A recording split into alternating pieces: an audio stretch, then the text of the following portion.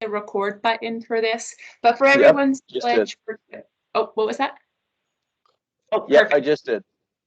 Yep, so you should have all gotten a little notification on your screen saying this meeting is being recorded. So just FYI, that's occurring, and then we'll make sure we make that video available to everyone after the meeting is concluded for internal trainings or whatever else. Next, please make sure that your microphone is on mute and that your camera is off unless you're speaking. It looks like everyone is on board for that. We don't have any random noises or vehicle sounds coming in. There will be a discussion portion at the end of the training, as well as a section that talks about how to put forth questions and concerns. There's a little tutorial about how to access that forum document you got a link to yesterday. If you do need to speak or chat during the meeting, if you're having connectivity issues or need to step outside or something else like that, please utilize the chat function or the hand raise function. There are quite a few people on this training, so we just want to make sure we're not speaking over each other. Part of this training will also involve watching a video. So we'll be streaming the video through this Teams application. But if you do have poor connectivity or other internet issues, there is a link to the video in the email that was sent yesterday. So if you think it's easier for your connectivity to download the video separately, when we have that chunk of time set aside to watch the video as a group, feel free to just download it yourself and watch it if that's an easier way to view it. If you need that email or the link, please email myself or John Wessner directly, and we can forward that information on to you if you didn't receive it yesterday. Finally, we know everyone here is very busy, and dedicating 4.5 hours to a training for such a large group is a heavy lift. So thank you all for participating and having patience with this. The agenda does have 4.5 hours set aside, but if it doesn't take that long, we'll simply adjourn early so we don't waste anyone's time. The first speakers for the training are the 3 agency administrators who have been involved in this training development. So from CAL FIRE, we have Chief Dennis Hall, who's the Assistant Deputy Director of Forest Practice. From CDFW, we have Isabel Baer, the Environmental Program Manager for the Timberland Conservation, Fire Resiliency, and Native Plant Programs. And from the U.S. Fish and Wildlife Service, we have Jenny Erickson, the Field Supervisor for the Wairika office. So first up, we'll have Chief Hall give your presentation.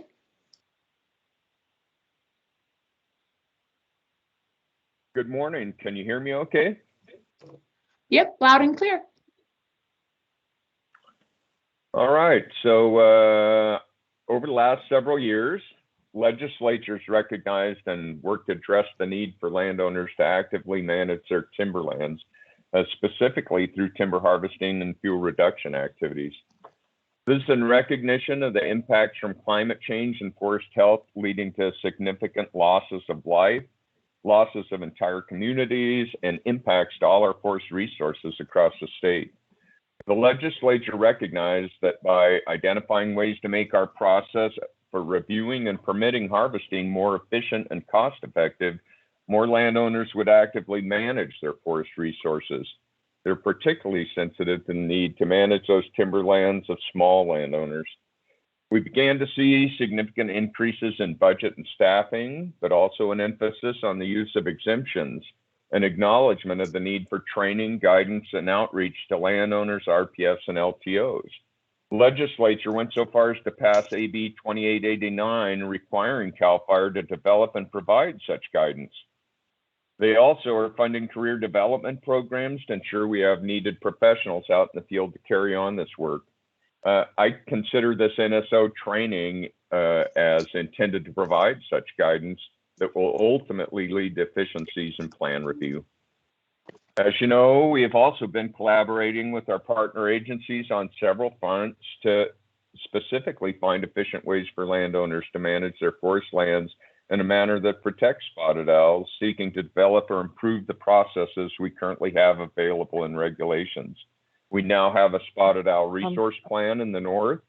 We have revised the attachments A and B guidelines thanks to significant work by the U.S. Fish and Wildlife Service, and have made significant progresses on the development of a range-wide safe harbor agreement, kind of sitting in CAL FIRE's lap right now. U.S. Fish and Wildlife Service did quite a bit of work on that, and due to change in our executive management, we're kind of held in abeyance right now until we know who's going to be running the ship here in the future and how we want to approach this. So unfortunately, we're a little bit stalled, but have made quite a bit of progress on that project. Many landowners now have habitat conservation plans to address northern spotted owls, and some smaller landowners are getting individual safe harbor agreements to cover their management activities. I think this training is just one more step to ensure consistent and efficient review of the information provided to us, encouraging landowners to manage their lands. And I look forward to future opportunities to work with our agency partners to find more ways to help landowners protect their forest resources in the future. And I thank the group that coordinated this for the opportunity to participate today. Thanks, and that's all I have. Thank you, Chief Hall. Next up, we have Isabel Bear from CDFW. Hi, good morning. Isabel Bear, California Department of Fish and Wildlife. I am the Environmental Program Manager out of for timber harvest, fire resiliency, and the Native Plant Program. And there's a lot to talk about today, and Dennis did a fantastic introduction, so I will be brief. First, I really wanted to thank our training planning team. I know it's been several weeks, but you guys have gotten through this, and I think it's going to be a fantastic program today. And the Department of Fish and Wildlife supports today's training and the information that will be provided. And really, at the end of the day, I just want to reiterate what Dennis said. We've made a lot of progress recently regarding northern spotted owl and assisting landowners to maintain their lands. And I think today is another step in that progress for efficient review and coordination. And I hope the material today just really helps facilitate that interagency communication and really helps facilitate landowner expectation and what they need to do to be able to get their plans through in a timely manner. So I think that's all I have to add. And thank you so much, CAL FIRE, for hosting today's meeting and putting this together for us. Thank you. Thank you, Isabel. Next, we have Jenny Erickson from the service. Hi, everybody, and welcome to today's training. I wanted to express our support from the U.S. Fish and Wildlife Service for this training as an opportunity to learn more and perhaps to refresh your existing knowledge about northern spotted owl plan review. You know, as an agency, one of our primary goals is the conservation and recovery of federally listed species, such as the northern spotted owl. One of the ways that we accomplish this goal is by working with others, particularly private landowners and state partners, such as CDF&W and CAL FIRE, all of you guys. So it's very important to us to maintain good working relationships that are based on respect and mutual understanding. We recognize and we appreciate the need for active forest management, especially in light of what we're seeing today, namely altered natural fire regimes and rapidly changing climate conditions. In California, we rely in part on the state forest practice rules and their associated regulatory frameworks to ensure that incidental take of listed species is avoided during timber operations. We offer technical assistance to state agencies and guidance such as attachments A and B. And of course, we also offer habitat conservation plans and safe harbor agreements. Over the past year or so, we've worked closely with CDF&W and CAL FIRE to establish a communications protocol that we'll learn more about today to ensure transparency in how we address questions and uncertainties related to take avoidance measures. And through this process, we'll continue to provide technical assistance when needed, but most of the issues will be resolved by review team members. So the process we're going to focus on today is one which the Fish and Wildlife Service has actually used for years. It's a data-driven process that incorporates professional judgment. And the key to the success of this process is using that site-specific data to conduct biologically sound analysis that describes what is known about northern spotted owl in the project area, which also includes uncertainties. So I just wanted to say that we hope you get a lot out of the training today. Feel free to ask questions and bring up concerns that you might have. And I express my appreciation to the team for all of their hard work and to CAL FIRE and CDF&W as well. So thank you very much. Looking forward to today. Thank you, Jenny. The next item on our agenda is just to go over a brief goals and objectives for this training, and then to proceed into a little bit of history of this process of putting this training material together. So for that, we have John Romali from CAL FIRE. Good morning, everybody. This is John Romali. I'm the Forester 3 Cascade Sierra Southern Region Forest Practice Program Manager.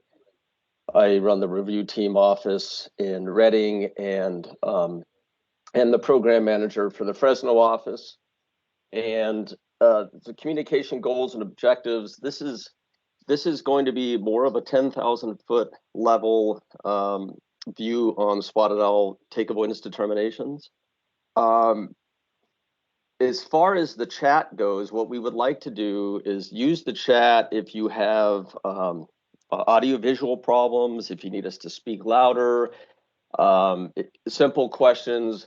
What we really want is if you have technical questions, open up a blank Word document, write those questions down in the Word document, and at the end of this training, we're going to show you an online forum that we've created. And the team that was instrumental in putting this training together will then reconvene and start answering these questions. The Northern Spotted Owl Interagency Working Group had a lot of products that it produced, the post-fire salvage guidance, but one of the things that they didn't really quite get into was plan-specific, project-specific, head-scratching spotted owl issues.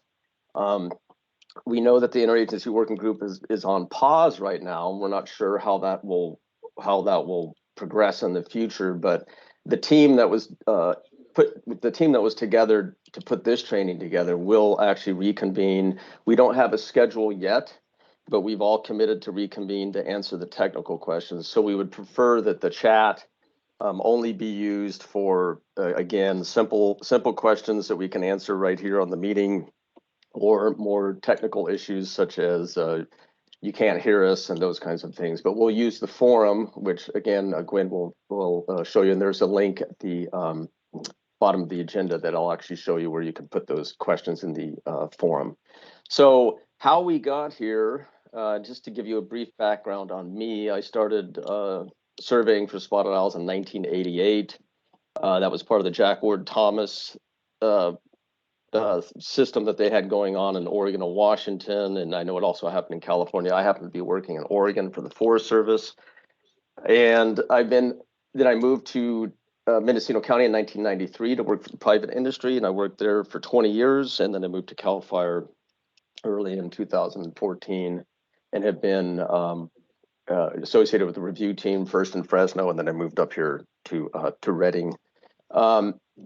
Earlier this year, Chief Hall asked me to be part of a group that included one member from the U.S. Fish and Wildlife Service, one member from the Department of Fish and Wildlife, to look at the attachments and plan review. That group felt it was necessary to expand a little bit, so we had representatives from Arcata Fish and Wildlife Service and some more representatives from CAL FIRE in the review team. Our review team, one of our biologists, and then one of our RPF spotted owl experts. And then ultimately we brought Gwen on for her organizational skills, which I think most people will quickly realize are outstanding. And she's been able to keep us on track and keep us focused so that we can ultimately have the product that we are producing today. This meeting is mainly going to be more of a talk at you meeting. There's not going to be question and answer. Again, we're going to use the forum for that. I think everybody that's ever been involved with northern spotted owl take avoidance determinations, we could have one question that could pull us down a rabbit hole for 2 hours. And so we do recognize that this is a complex subject. You know, this is probably the most iconic species in the entire northern Northwest. We have it was listed in 1990, 31 years.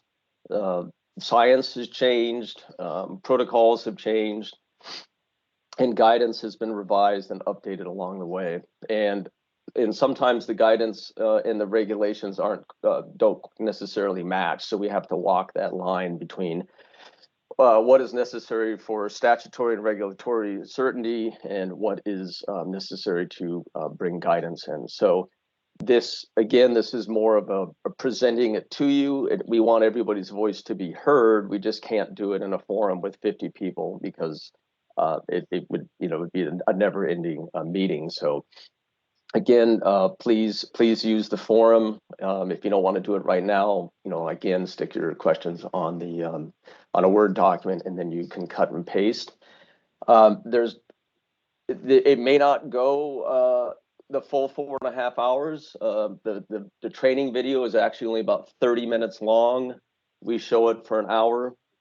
We don't want to pause for any particular technical questions, but does anybody have any simple questions right now before we move on to any of our training videos? And please raise their hand if you do.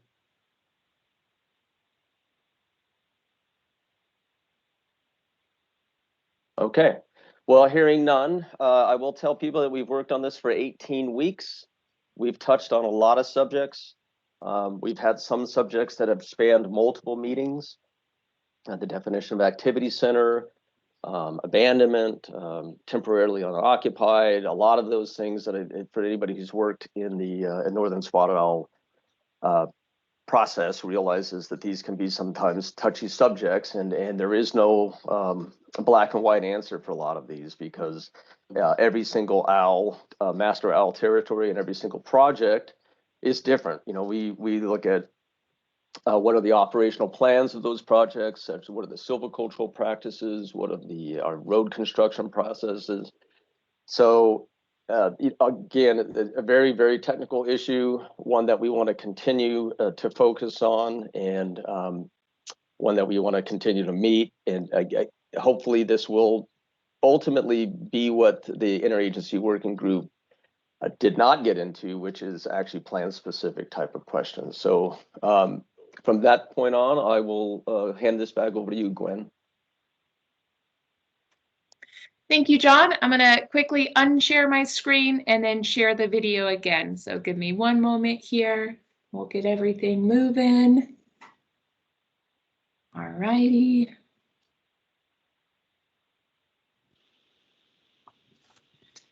Okay, so everyone should be able to see a video screen, and I'm going to share the internal audio. So I'm going to mute myself and then hit play. And if you guys don't hear a video with my voice, somebody please let me know and I will fix that. Welcome to the Northern Spotted Owl Plan Review Training. The primary goal of this video is to facilitate an improved understanding and train harvest document review staff on how to review NSO information and plans. Specifically, an overview of NSO plan review to provide review agencies the tools to review harvest documents to determine if federal or state take will be avoided, while abiding by all regulations and statutory timeframes established under the forest practice rules. The secondary goal of this video is to provide review staff guidance and direction to ensure everyone is able to confidently provide consistent and accurate information to plan proponents, the public, and other stakeholders about the review process and agency responsibilities. This video will not delve into individual plan review specifics, but rather will give a higher level overview in order to clearly lay out review expectations.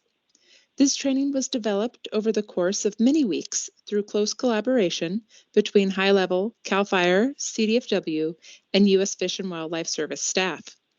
All information communicated in this video has been vetted and approved. If you have questions or concerns with content, please write down notes as you watch the video and route your concerns up your organizational chain of command for review. If necessary, the training cadre will issue emails to address any relevant concerns. The Forest Practice Act was created by the state's legislature, and the Forest Practice Rules are created by the State Board of Forestry. They are collectively known as the Forest Practice Rules and are enforced by CAL FIRE. The options for NSO take avoidance are defined in the Forest Practice Rules.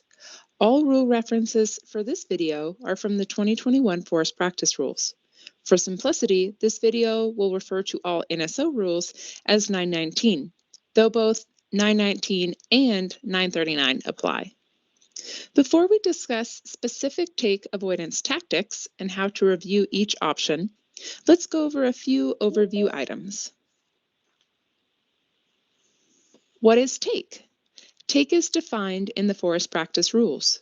For the purposes of this training, as it relates to CAL FIRE NSO take avoidance determinations, we will utilize the federal definition, which supersedes the CISA take definition by including harm and harass.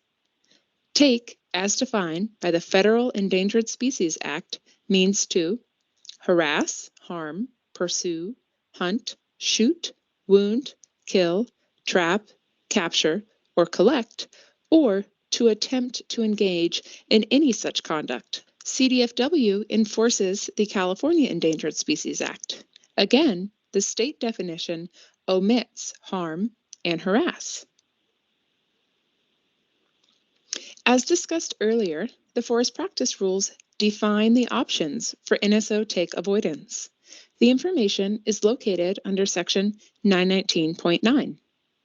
Please note, while it is not necessary to demonstrate take avoidance for exemptions in emergency notices, federal and state law still applies to these non-discretionary harvest documents. Take cannot occur under any harvest document type unless an incidental take permit has been issued. 919.9 Northern Spotted Owl. Every proposed timber harvesting plan, NTMP, WFNP, conversion permit, Spotted Owl Resource Plan, or major amendment located in the Northern Spotted Owl evaluation area or within 1.3 miles of a known Northern Spotted Owl activity center outside of the Northern Spotted Owl evaluation area shall follow one of the procedures required in subsections A through G below for the area within the THP boundary as shown on the THP map, and also for adjacent areas as specified within this section. The submitter may choose any alternative, A through G, that meet the on-the-ground circumstances. The required information shall be used by the director to evaluate whether or not the proposed activity would result in the take of an individual northern spotted owl. When subparagraphs A, B, C, or F are used, the director, prior to approval of a THP, shall consult with an SOE and conduct an independent review. An SOE may aid the RPF in fulfilling the requirements within subdivision G. The SOE may make written recommendations regarding whether the retained habitat configuration and protection measures proposed in the THP will prevent a take of the owl. In consultation with the SOE, the director may adjust standards established by this section based on site-specific circumstances in a manner which is consistent with information collected on owl behavior in California and the prohibitions of the Federal Endangered Species Act. What is a spotted owl expert? or SOE. An SOE is a title codified in the Forest Practice Rules for a spotted owl expert. Individuals must meet educational, field experience, and qualitative analytical skill criteria relating to NSO in order to apply for the title of SOE. The applications are routed through CAL FIRE and then sent to both CDFW and the service. Once an individual is granted the title of SOE, it is expected these individuals have the expertise, experience, and professionalism to make NSO take avoidance determinations. This will be especially important to remember when we discuss the concept of presumed competency later in the training. Unlike the license for a registered professional forester, or RPF, there is no codified process or licensing requirement for wildlife biologists. However, both private and agency staff individuals are eligible to apply for the title of SOE. Now that we have defined when activities must comply with the forest practice rules and what those rules are for NSO, let's discuss agency roles and responsibilities. Per the 2021 CEQA Guideline Definitions section, lead agency is defined as the public agency which has the principal responsibility for carrying out or approving a project which may have a significant effect upon the environment. For Harvest Plan Review in California, CAL FIRE is the lead agency. Responsible agency is defined as a public agency other than the lead agency, which has responsibility for carrying out or approving a project. For wildlife resources associated with Harvest Plan Review in California, CDFW is a responsible agency. Trustee agency is defined as a state agency that has jurisdiction by law over natural resources affected by a project that are held in trust for the people of the state of California. For wildlife resources associated with Harvest Plan Review in California, CDFW is a trustee agency. In regards to plan review, the Forest Practice Rules further clarify responsible agency interaction with the lead agency. Per 4582.7E, upon the request of a responsible agency, the director shall consult with that agency pursuant to this chapter, but the director or his or her designee within the department shall have the final authority to determine whether a timber harvesting plan is in conformance with the rules and regulations of the board, and with this chapter for purposes of approval by the department. For every timber harvesting plan within the range of the NSO, the CAL FIRE director is ultimately responsible for the take avoidance determination. Now that we have defined the overarching agency roles, let's delve a little further in jurisdiction responsibility.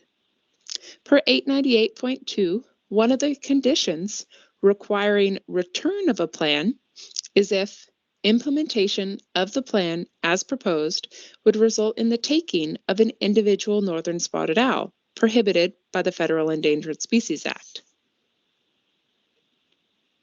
The jurisdiction to return a plan or to ask questions requesting additional protection measures or mitigations is only appropriate when one of the following take conditions applies. 919.10, take of northern spotted owl. The director shall apply the following criteria to the information provided by the plan submitter and obtained during the review period to make a finding as to whether the timber operations, as proposed, will take an individual northern spotted owl. A, the director shall determine that the proposed habitat modification would result in harm to an individual spotted owl if any of the following conditions exist. 1, feeding habits would be significantly impaired because prey base or ability to catch prey would be adversely altered. 2, breeding success would be significantly impaired because of a reduction in surrounding owl habitat before the young have had an opportunity to successfully disperse from their nesting site. 3, nesting behavior would be significantly impaired because the nest site or adjoining area up to 500 feet from the nest site would be adversely altered. Or 4, sheltering, which includes roosting, feeding, and nesting, would be significantly impaired because the ability to escape predators, survive severe weather, or find appropriate microclimates would be adversely altered. B, the director shall determine that an individual northern spotted owl would be harassed by the proposed timber operations if there is a likelihood that any of the following conditions exist. 1, feeding habits would be significantly disrupted because the prey base or the ability to catch prey would be impaired. 2, breeding success would be significantly disrupted. 3, nesting behavior would be significantly disrupted because activities would be conducted within 500 feet of a nest site. Or 4, sheltering, which includes roosting, nesting, or feeding, would be significantly disrupted because the ability to escape predators, survive severe weather, find appropriate microclimates would be adversely altered.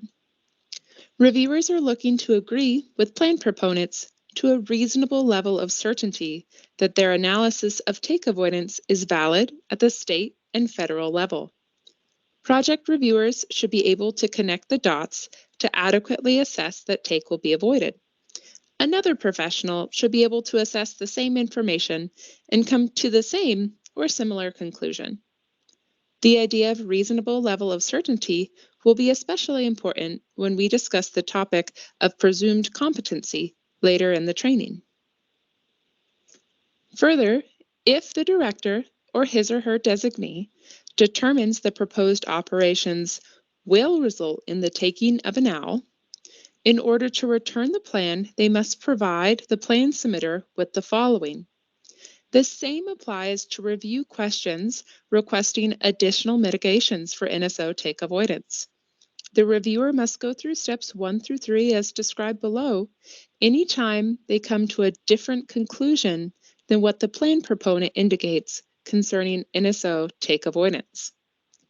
C, if the director concludes that the proposed operations will result in a taking of the owl, he or she shall provide the plan submitter with the following information. 1, the reasons for the determination, including an analysis of the factors set forth in this section.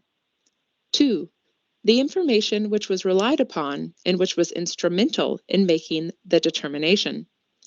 And 3, recommendations for minimum modifications to the proposed operations which would be necessary to bring the impacts to a level at which take would not occur. With any type of harvest document review, including the specifics of NSO review, it is important to remember that the review of information does not occur in a vacuum. RPFs, SOEs, fellow review staff, biological experts, and many more individuals can be thought of as team members, working together to ensure take of NSO is avoided. Though the director is ultimately responsible for all NSO take avoidance determinations, the interaction and partnership between CAL FIRE and CDFW review team staff ensure a high level of biological expertise is available for every plan review process. An important foundation concept to address is that of presumed competency. The THP review process is built upon the fundamental presumption that a plan filed by CAL FIRE is accurate, complete, and in proper order, and that the individuals who prepared the plan are competent to submit the work product to CAL FIRE. Without this base assumption, the review of THPs would take as long or perhaps longer than the THP took to be developed. Such a process, taking months or years for agency staff to complete, is entirely contrary to the intent of the Forest Practice Act and rules. Instead, the THP and the work completed by the RPF is presumed to be correct, unless information casts doubt on that assessment. Administrative and field review of plans is designed to validate the information provided by the RPF, to the extent feasible, within the time constraints provided in the Act and rules. Meaning, the expectation is that plan proponents are experts in their field There is no need to reevaluate every single decision point and data entry line. If the plan states there were no positive detections, this is presumed to match the data, and there is no need for reviewers to go through every single survey data point and ask for clarification. Review should entail a basic level of information validation, not an exhaustive review of all aspects utilized for the take avoidance determination. However, if inconsistencies are found during the initial assessment of the take avoidance determination, a more detailed review may be necessary. Again, reviewers are looking to agree with plan proponents to a reasonable level of certainty that their analysis of take avoidance is valid. Other team members to rely upon include other review staff and agency SOEs. There is no easy magic formula for NSO review. Each plan, each OWL, each circumstance requires analysis and professional judgment. Review agencies rely on each other to utilize the full breadth of employees' experience and expertise to ensure take of NSO is avoided.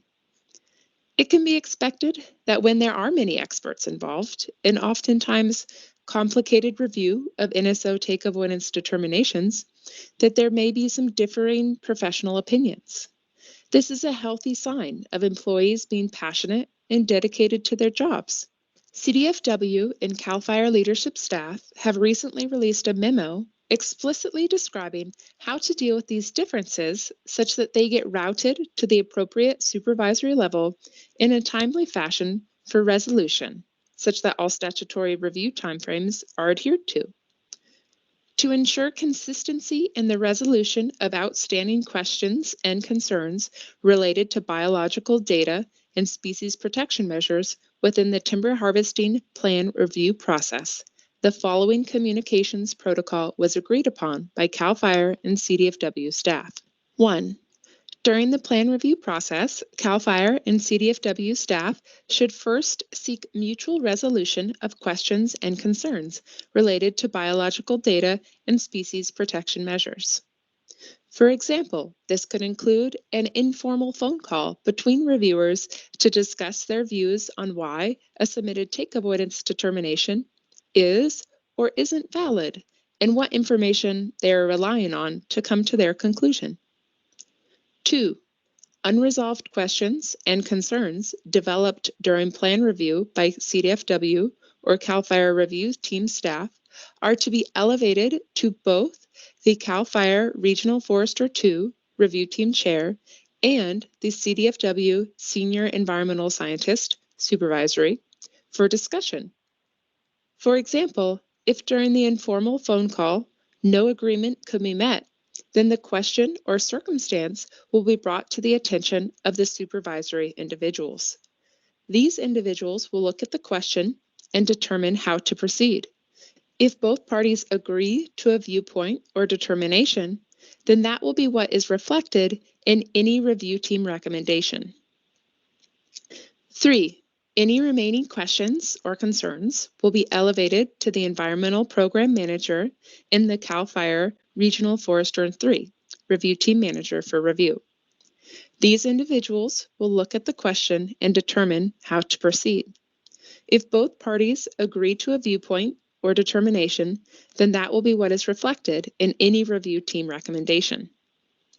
If, at this juncture, biological data or species protection information is needed from a federal agency to reach resolution for an unresolved question or concern, or to complete species information review in a plan, the CAL FIRE Regional Forester III Review Team Manager or their designee will request the information from the federal agency field office supervisor or designee.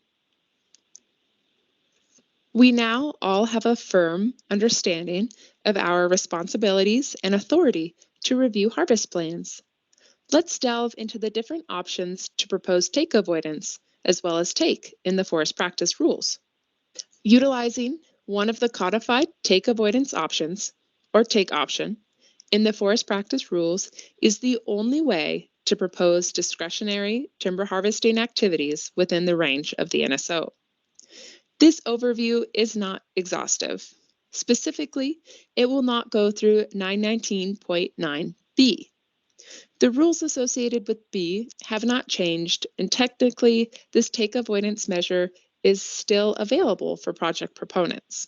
However, biological information related to the NSO since this rule was approved has changed significantly. Information on habitat characteristics related to NSO usage have improved since the early adoption of the NSO regulations through numerous research projects. The service has indicated that the definitions of functional nesting, roosting, and foraging habitat, as found in 895.1, may not be sufficient to avoid take of the NSO. While the regulation is still valid, it is suggested to project proponents to utilize other take avoidance strategies listed under 919.9. If you are interested and want to know more about 919.9b, please review the rule section thoroughly before providing information or guidance to interested parties. Additionally, 919.9a and f have been lumped together for simplicity. 919.9a utilizes a spotted owl resource plan, prepared in coordination with an SOE to avoid take. Review the SORP document to determine what practices are outlined, and use the SORP as a master document with individual plans tiered off of the document. SORPs utilize site-specific data to make biologically driven take avoidance determinations.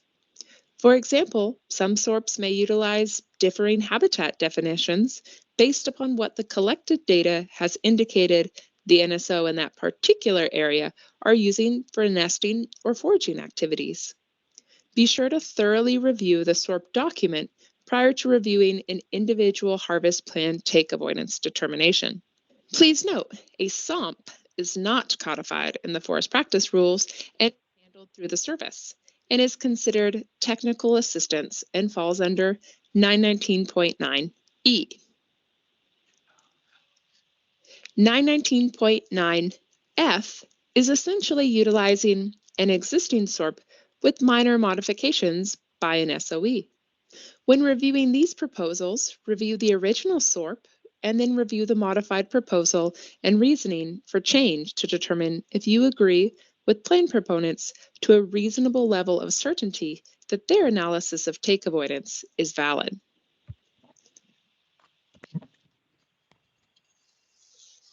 (919.9c). This strategy is utilized when there are no NSO present. This is a fairly straightforward option to review. Though utilized mainly near the eastern extent of the NSO range, there is nothing to preclude its use on the coast if the data indicated so.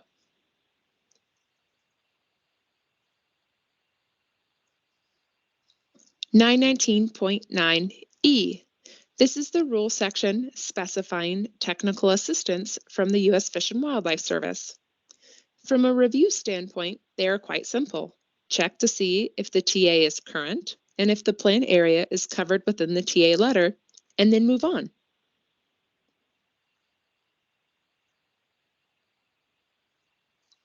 (919.9g). Per 2011 CAL FIRE memo, take avoidance strategies that propose the use of 919.9g must meet the requirements of 895.1 and 919.9g, but are not required to meet the habitat currently recommended service standards for AC protection and post-harvest habitat retention. However, since the service has indicated that use of 919.9g may not avoid take of NSO, CAL FIRE may need additional information, which under CEQA substantive standards demonstrates why the proposed site-specific protection measures and the level and configuration of post-harvest habitat retention avoids take of the NSO. Essentially, 919.9g by itself may not be appropriate in all circumstances. The service has determined the habitat definitions and protection measures may not be sufficient. Though some shortcomings have been identified, 919.9G is still a codified rule. Plan proponents are able to utilize the G option so long as they address the concerns specified by the service. The most common way to accomplish this is for plan proponents to utilize attachments A or B guidance related to habitat definitions, minimum retention, and seasonal noise buffers as a baseline if no additional site-specific information to justify a different practice is available. Those are all the options to demonstrate take avoidance. As you can tell, there are numerous options and routes to get to the same end goal. For identical projects, differing plan proponents may propose radically different take avoidance strategies. If there is enough information to ensure a reasonable level of certainty in the avoidance of take, then the option should be approved. Likewise, if there is not enough information to support a reasonable level of take avoidance certainty, follow the review process described in the overview section of this video. Remember, reviewers are not there to provide an opinion. They are there to use the information provided to make a take avoidance determination based on accurate survey and project history. Now, let's discuss what actions must be undertaken in order to propose take of NSO and what review staff should look for. 919.9D, NSO take. From a review perspective, this is a simple option to review. Either the proper permits are in place or they aren't. We now should have a complete understanding of both the overarching jurisdiction and guidance, which grants us the authority to review plans for NSO, as well as an understanding of what the different NSO take avoidance and take strategies are and the requirements of each. Now let's go through a few points of clarification concerning NSO take avoidance strategies and review, then look at some of the resources available to you to assist you in doing your job. Point of clarification number 1, Activity Center. Activity Center is defined in the Forest Practice Rules under 895.1. There may be multiple activity centers within an NSO home range, but some may require more or less protection on an annual basis as stated in the attachment guidance. CNDDB is the best universally available tool for NSO data. However, it is neither a complete list of data nor a fully accurate database. Rarely is negative survey data submitted, and many of the older AC locations in the database originated as quarter section centroids. It is important to utilize the totality of the narrative to provide a biologically sound decision. Some old ACs are very important, some not, and the review of the data supports the biological decision as to whether to afford these sites protection or not. An important and underutilized rule section is the 895.1 definition of unoccupied activity center. The director or his or her designee may make the determination that an AC is unoccupied when a plan proponent provides biologically sound data to justify that no protection is necessary at the AC to avoid take of NSO. Abandonment of an AC is different than an unoccupied status of an AC. In the 2008 U.S. Fish and Wildlife Service Technical Assistance Memo, the service states they do not rely on 3 years of negative surveys to make an abandonment determination. They consider the potential for reoccupancy given current habitat conditions, history of management, and survey history, among others, particularly given that studies indicate NSO may use multiple sites within their home range and reoccupy areas that haven't been utilized for more than 3 years. An abandonment determination should be based on robust information detailing why reoccupancy of a site is unlikely, whereby the site will then be depicted as abandoned in the spotted owl database. unoccupied status is codified in the Forest Practice Rules in 895.1, along with how an AC is established. Unoccupied status of an AC is based on 3 years of negative surveys at a site, barring other evidence to the contrary. The CAL FIRE director makes the determination of unoccupied status, and the AC will not be considered an AC. However, it remains depicted as an AC in the Spotted Owl database. In summary, a status of temporarily unoccupied is a determination made by the CAL FIRE director for a specific plan. A formal abandonment determination is not made by CAL FIRE. It is typically made by the service. A few examples of past 895.1 applications with and without technical assistance agreements have been provided to you as part of this training to orient you to potential situations and show past determinations. The first example we will discuss is for Shasta 0033. Data tables show singles and many negative surveys. There had been a series of technical assistance letters indicating unoccupied status over 7 to 10 years. Habitat was present in the project and assessment area. No evidence of territorial pairs or resident singles was found, and the proposed silviculture maintained the habitat. After reviewing the information and looking at the totality of the narrative, it was determined by CAL FIRE and agreed upon by the service that per 895.1, Shasta 0033 was not an AC in need of protection to avoid take. For the THP in question, no protection measures were necessary for Shasta 0033. The next example is from the coast region and discusses technical assistance provided for an NTMP.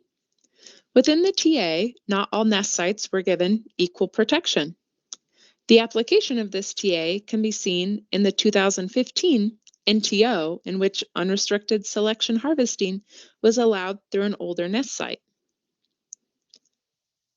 This is illustrated again in another TA for a coastal NTMP.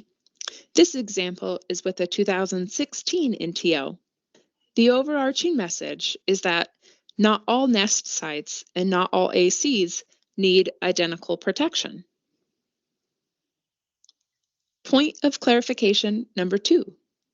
Attachments A and B apply only to California and have been provided as guidance by the service to CAL FIRE in order to make NSO no-take determinations. Applied as is, without site-specific measures, the service has determined these provide an effective no-take strategy. Through memos and letters provided by the service associated with the attachments, the service recognizes the attachments are guidelines as tools to determine take avoidance and not required approaches. The service further encourages timber harvesting reviewers to assess each plan based on their site-specific conditions and under the broader context of the guidelines. The attachment guidance is not required by law. However, it is a scientifically vetted and defensible method of avoiding take. Utilizing attachments A or B is a way to demonstrate take will not occur. However, this does not mean that not utilizing attachments A or B will result in take.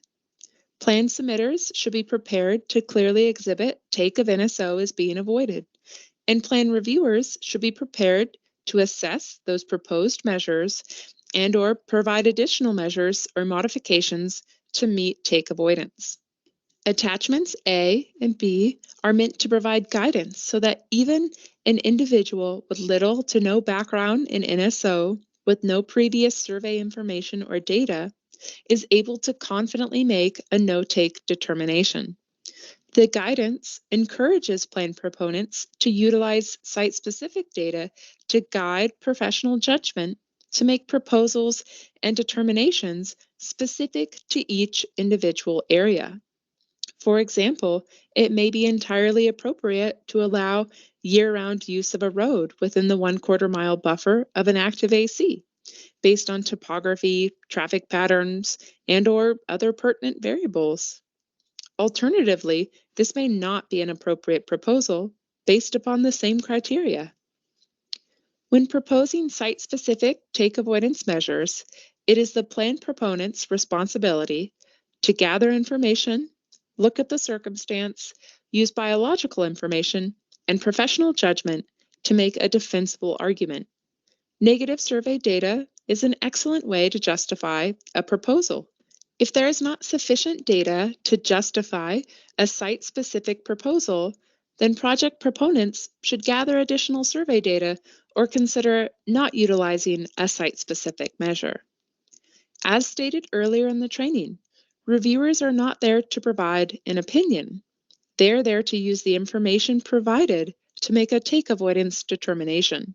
Again, reviewers are looking to agree with plan proponents to a reasonable level of certainty that their analysis of take avoidance is valid. Point of clarification number 3. Tips for drafting an effective and meaningful review question. A common source of feedback between the RPF community and review staff is confusion over the intent and meaning of review questions. It is important to keep the overall goal in mind while drafting a review question. Clear and concise rule-based recommendations. Each question needs to have a rule reference or be utilized to address information inconsistencies or typos which change the intent of the plan information. If you find yourself writing questions addressing personal opinion, stylistic concerns, this is not an appropriate question and should be deleted. For general questions, a rule of thumb to help guide recommendation drafting is to keep most recommendations under 2 sentences. If you're unable to clearly state what is wrong and what your question is within 2 sentences, then you may need to redraft your recommendation, focusing on being clear and concise, or you may need to make it into 2 different recommendations. Another commonly underutilized method to gather clarity and determine if practices are in conformance with the rules is to ask a PHI inspector question as opposed to making a recommendation to the RPF. As part of this training, documents have been provided to you to assist in NSO review. As discussed earlier in the training, review agencies should rely upon the 2021 communication protocol when issues arise which require interagency resolution. A copy of the full document is included for your reference. Another helpful document is a compiled PDF with the forest practice rules, attachments A and B, as well as other pertinent memos and documents compiled by CAL FIRE biology staff. The last item distributed as part of this training are some examples referenced in this video. Example language from a THP describing a usage of 919.9G and handouts with the survey and location information for the referenced temporarily unoccupied AC examples. Thank you for spending the time to learn and/or refresh your knowledge concerning NSO plan review. This training provides an overview of the process, responsibilities, and basic review guidelines. It should empower you to confidently provide consistent and accurate NSO review.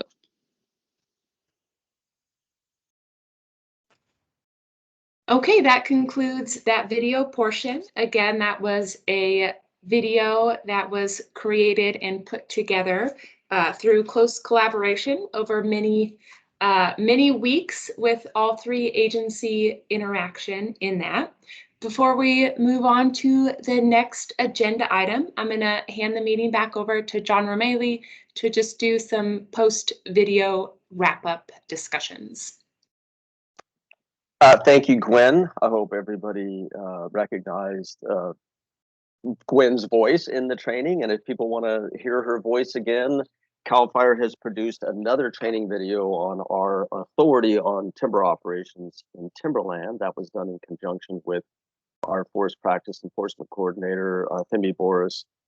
And Gwen, in conjunction with Chief Eric Huff and Chief Dennis Hall, there is also a follow-up guide card associated with that. The video and the guide card for the RPF community, and then we're following it up with a professional video for the layperson. So, as Chief Hall stated, these videos are used as part to meet our part in part of the Senate bill.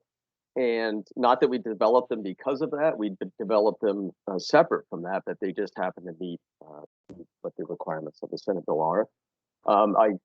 As you can see from the video, it's a high level discussion. It's 10,000 foot. We don't get into the details. Anybody who's been involved in the take avoidance determination knows that the devil is in the details. I'll speak for Bob Carey, who's on this call, but everything's in the data, and the data says it all. And we make our determinations, and it's a lot easier for us the more data that you have. Obviously, attachments A and B, you can come in with not having any data, and then we would probably be recommending that you follow attachments A and B as closely as you can. However, we have landowners that have a significant amount of data, annual data. They might do an annual census survey. Here in the northeast of the range, we have a lot of different variables with spotted owls. We have some areas that they're definitely within the range of the spotted owl, but we hardly have any actual activity centers. Our east side spotted owl resource plan that we worked in conjunction with CDFW and the U.S. Fish and Wildlife Service is an area that has a low population of spotted owls and a low population of barred owls. Over here on the interior, we also have now we have Sierra Pacific Industries, which just got their habitat conservation plan. So, obviously there's a little bit of differences between the coast and the interior, but the training, it obviously touches both sides and is all encompassing. So our next agenda item is actually a break. We're going fairly quickly. We're about an hour ahead. So I think that if anybody would like to have a break, please raise your hand. Otherwise, I think we'll just keep going forward and move on with Bob Hawkins next. Okay, well, seeing no hands raised, Bob, it's up to you.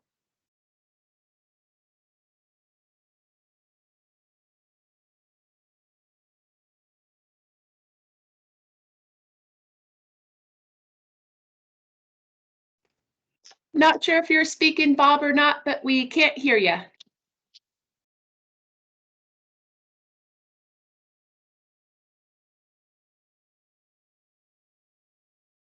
Okay, well, maybe Bob stepped out.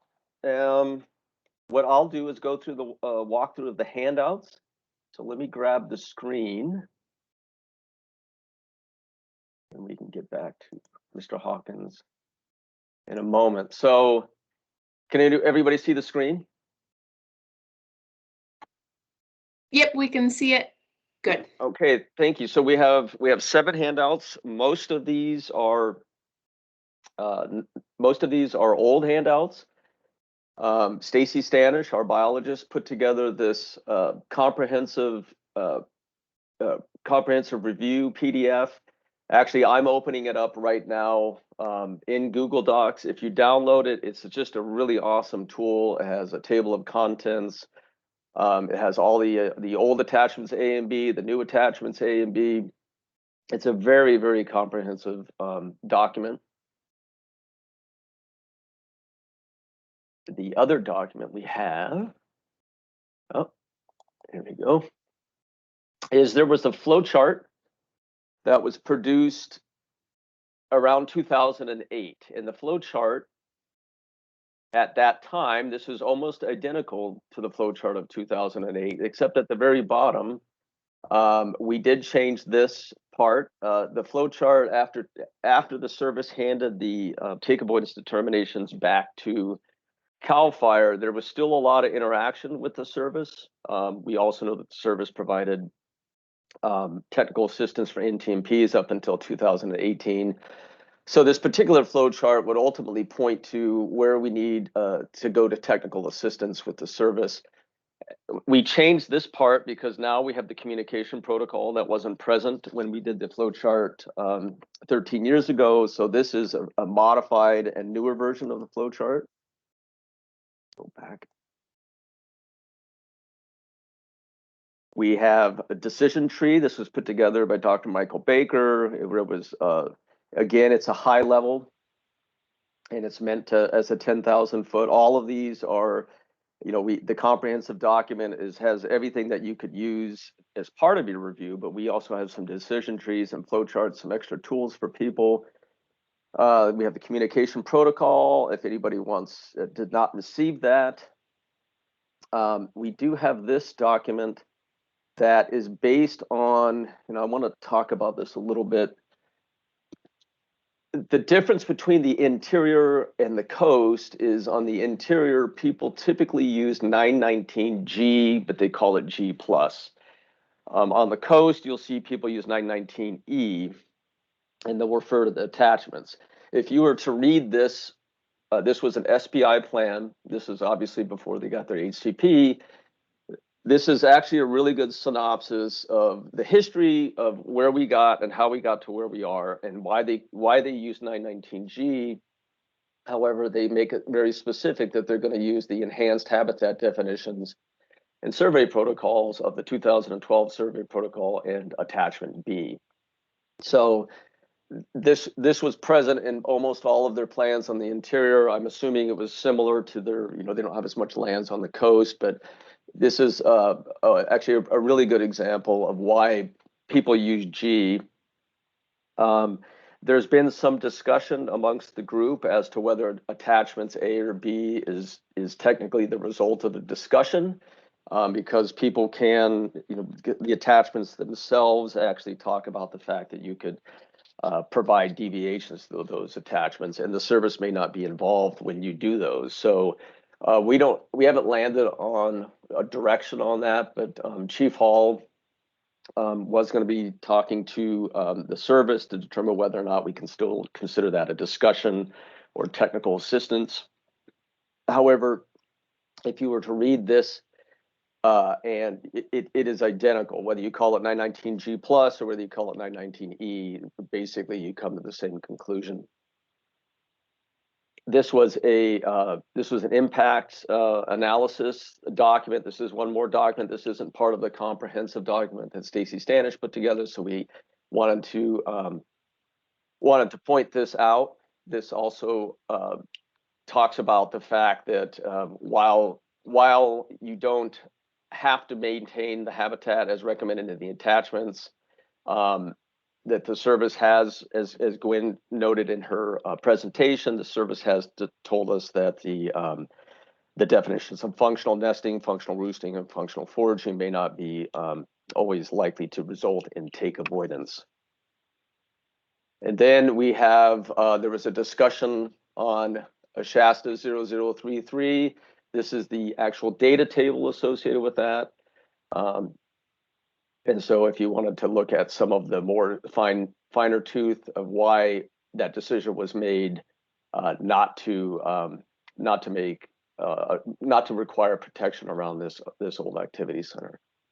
So those are the 7 training documents that we provided for you in the link. Again, I'm going to open up the page, and Gwen will get to this in a minute, but if you have questions, this is going to be our forum. It was put together fairly quickly. We don't know, this may change over time, but please use that.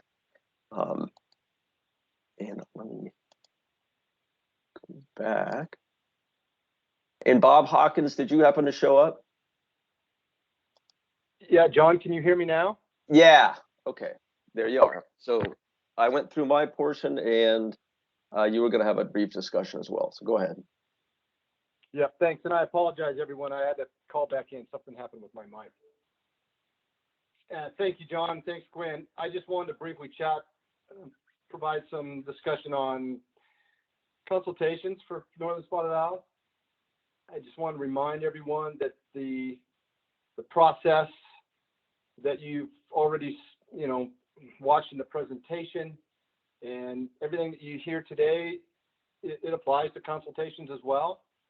I think we all just need to be reminded that our roles and the responsibilities and the level of communication and the expectations of how that works should be applied for those consultation requests as well. I know that we all know that the consultations, the pre-consultations, are not projects yet. They don't have numbers yet. They're not official projects yet. But because of the roles and responsibilities and the potential decisions, determinations made on policy, it's very important that CAL FIRE be included in those efforts early on. And I just want to let everybody know that we should work together to make sure that that occurs.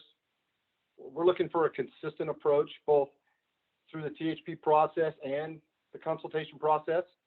And if we're consistent on how we work together on both of those, we'll be consistent on everything. And I think that's really what we need to strive for. We should also remember what the goal of the consultation is. Those landowners are voluntarily coming forward to address issues and have their no-take assessment provided and agreed upon and complete prior to plan submittal. And we just need to remember that there's a lot of parties involved there, what our roles are, and be consistent on that approach moving forward. We've used this approach for forever in the Cascades, and it's very effective. When a request comes in, the state review team agencies discuss the request, what the specific needs are, what our roles are, and then we move forward. And I think it's a great approach. That way there's no moving backwards. Everybody's role has been identified, decisions have been made, what information needs are there, so on and so forth. So I just wanted to, again, elaborate that's, when we do receive those requests, if CAL FIRE is not included, we should communicate back to that project proponent that we would like them to be involved, just because of the potential for early decisions to be made in the flow chart, the decision process that you saw in the presentation, director authority regarding rules and definitions. And it's important that we all work together from the start. That's what I had, John. Thanks. Thank you so much, Bob. That was excellent. So I'm going to share my screen again to just have the agenda up there for everyone. Give me one moment. I didn't want to cut you off with a screen change while we were mid-conversation there.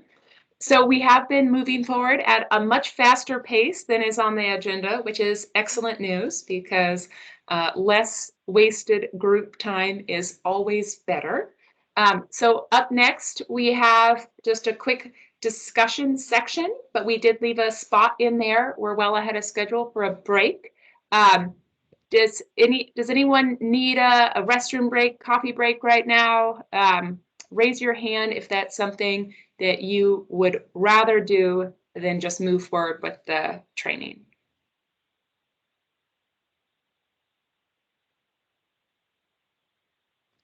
Wonderful. It looks like everyone is just on board for moving forward, which is great. So we left a little bit of time right now just as a discussion. Again, right after this discussion section, I'll go over how to input content and more specific questions concerning the training or application of what we've been discussing into that forum that John mentioned. So we'll do a little how-to right after this. But if there's discussion items, or if any of the agency administrators had anything they needed to chime in about at this juncture, or if someone has any other resources they wanted to mention for the group, now's the time to do that. I'll take a pause from speaking. Does anyone have anything that fits in that sort of guidelines for discussion? And if there aren't, that's also completely fine. We'll just get done faster.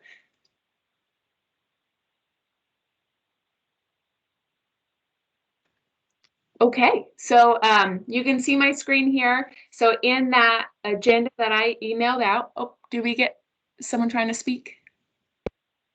Nope. Okay.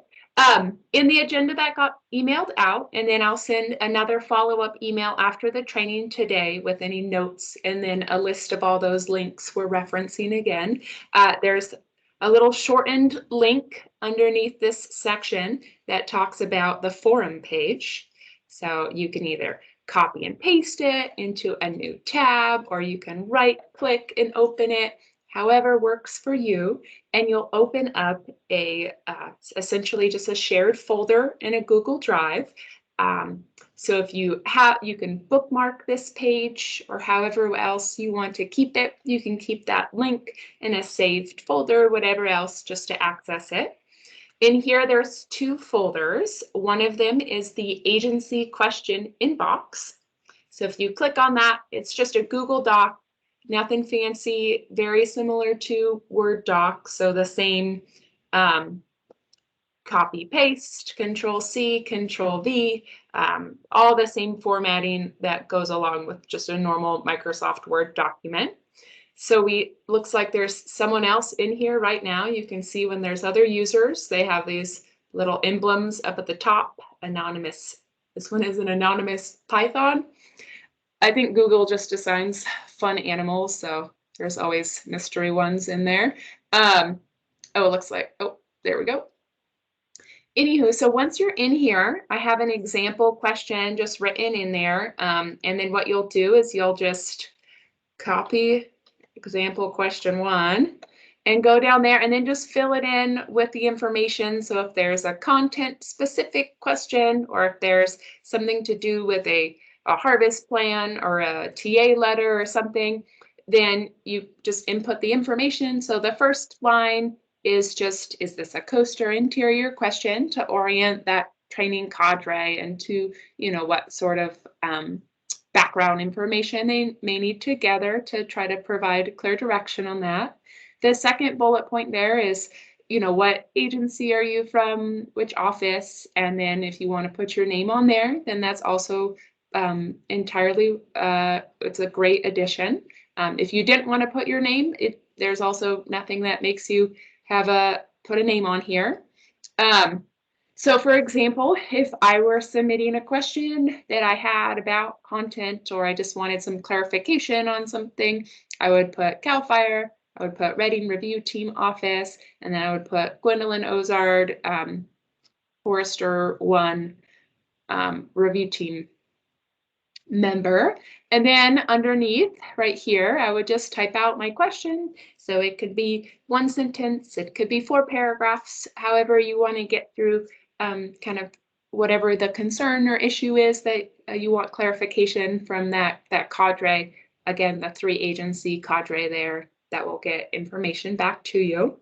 And then there's another bullet point underneath that kind of just leaves a spot. So if there's additional documentation for that question, like background information, again, if you're referencing a timber harvesting plan, put that THP number or amendment number, or if it's an NTO for an NTMP, or if it has an associated technical assistance letter to it, if you have that, to put it on there.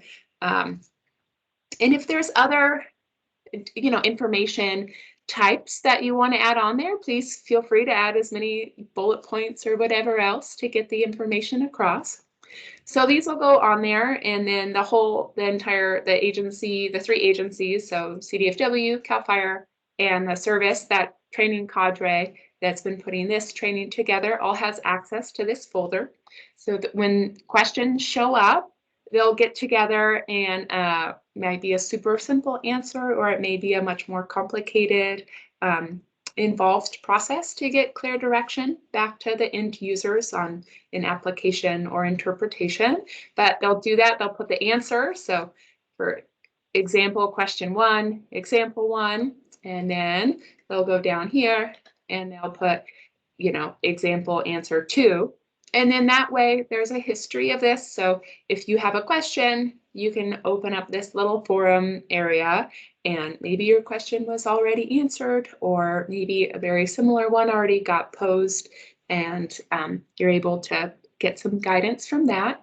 And then what's going to happen, because this is just a shared document, you can have like, you can see editing history. So it'll say like anonymous user, what's this one up here? There's an anonymous Python person in there right now. So in the edit history, it'll say anonymous user X, Y, or Z edited on this state. So what the cadre will do is they'll go in, and when questions get posed and like formal answers get sent or added to there, then they'll put them also in this archive answers folder. And so that one is locked, so only a couple people can edit that one, and that's just a backup in case, you know, anytime you have many people with access to a shared document, it's easy to accidentally delete something or mess something up. So we'll keep an archive of that just to make sure we have all the information available for future use. Again, it's very similar to a Word document. So, you know, you just type like you normally would, and then you have an editing row up here with options and formatting and all of that. You can craft your entire question in Microsoft Word and then just cut and paste over here, or however is easiest for you. The other thing is, you know, if it's a simple answer, you know, the training cadre may just respond back on the forum, hopefully within a short time frame. They'll, you know, notice there's questions on there. And if it's a more like larger level agency direction type answer, or something that may have region-wide implications or application uses that have significant effects, it may also be followed up with a more formal email or memo or something to get out to the entirety of review staff and stakeholders. So not everyone doesn't need to just monitor this for information. If it's a truly more compelling point of clarification, those will be communicated in additional manners to make sure everyone is made aware of it. So are there any questions on how to use Google Docs or how to access this? Yeah, so now, so if you have any questions about Google Docs, links, editing, anything like that, feel free. You can ask them now, or if you would rather ask them later, you can contact me at any point, and I'd love to do a little walkthrough with you or give you a help document if you want one.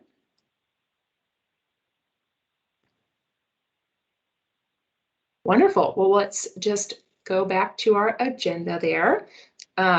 So that was the last item that we had on the training agenda. The only things we have left to discuss today are just the meeting closeouts from our two agency administrators for their leaders' intent as we move forward after this training.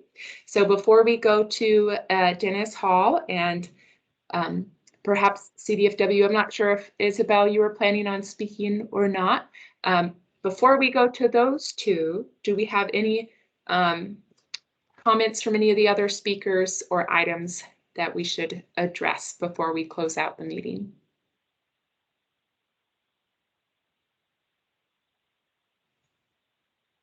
Wonderful. Okay, well, then we'll send the meeting back to you, Chief Hall, for any last closing remarks. And again, can everyone hear me okay? Yep, loud and clear. All right, thank you. So that was excellent. That's probably the first time in my career here with CAL FIRE doing plan review that I've seen all this information brought together, and I think it's all valuable information. I think it actually is one of the clearest presentations in terms of our plan review and the specifics of the rules in terms of relating to our roles in plan review for NSO that I've seen in ever, I think. So I appreciate the teams working on this. I know it was a lot of work. And I also want to use this as a template. In the past, we've done series of trainings that were always very successful, well received, both interagency and training that involved RPS and LTOs on water drafting, flow rates, watercourse protection. You go back far enough, we had even plan preparation training and CEQA training. So I think all of that's really valuable, and I think we should, this is kind of that start of reinvigorating that process. JB Garcia with CDFW took the lead for developing training through our AB 1492 leadership team, and did a good job of working with agencies to develop some training there. And I want to continue to see that move forward. I think this kind of a forum and the technology we have now, the ability to record these sessions and provide those online to new employees at any time is really going to help us to gain those consistencies and efficiencies in the plan review process. And that's really kind of my goal, always has been my goal, is to bring consistency to this process statewide and just address those issues that are kind of holding us up or confusing plan submitters. We all know that some of the plans aren't coming in perfect.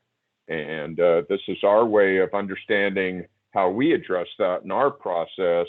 And that helps us better communicate that to the plan submitters, plan preparers. I appreciate Bob's comments about pre-consultation. I think that's been a valuable asset to the plan review process, and gaining efficiencies and helping out the landowners and the plan preparers in the review process, and always have supported pre-consultation. I hope that in the future, we work together on those, because what happens, or what we want to avoid, is that the plan comes in, we weren't aware even of pre-consultation, and some information was exchanged, and we may not be privy to it, or it may be presented in a different manner than was discussed in the field. And when review team gets a hold of it, they're looking at different products. So if everybody's involved on the same page right from the start, then that really, I think, helps the process move forward. And we saw that with Coho, lots of pre-consultation on the coast that was very effective in moving plans forward when they were submitted. So it's a great process, apparently working well inland for NSO. I think we're on board with making sure we're part of that process. So I think all in all, we have a history of providing great training. And when I say we, I mean all the agencies working together. I think training helps new employees as well as existing employees understand roles and how there are avenues available for developing a consistent application of the rules and other associated rules for water quality protection and wildlife protection across the state. And that all in all, that'll make for a more efficient process, supporting landowners' ability to, and encouraging landowners to manage their lands in a way that protects the resources and provides for a more healthy forest. So with that, appreciate the opportunity to kind of close things here. And if Isabel has some comments, I welcome her. And with that, thank you. Hi, Dennis. Yes, I'm here. Again, I agree. This training was very well done. My congratulations to the folks that were voluntold, because I was there when you guys were voluntold to make this training happen. And I really appreciate the effort that went into this. Very well done, Gwendolyn. A very nice video. And again, I think communication for us at CDFW is something that is hugely important to us. Clarity with our fellow review team agencies, clarity with our stakeholders and applicants. I believe we have a responsibility to facilitate the process and protect the biological resources at the same time. That is absolutely our mission. And through training events like these, I think we can get there. Through our species communication protocol, I think we can get there.